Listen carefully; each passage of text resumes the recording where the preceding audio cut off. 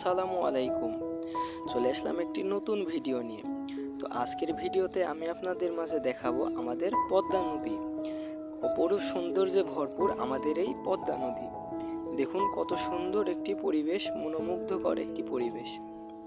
এর পাশাপাশি দেখেন একজন ছোট বাচ্চা এবং তার বাবার সাথে নদী থেকে মাছ সংগ্রহ করে বাসার দিকে যাচ্ছে। একেবারে ফ্রেশ, সুন্দর, টাটকা টাটকা মাছ।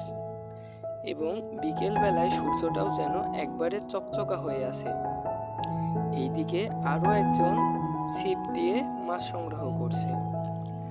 আমি আবার তার ব্যাগটা দেখলাম যে কতগুলা মাছ পেল। এখানে শুধু 4টি মাছ দেখা যাচ্ছে।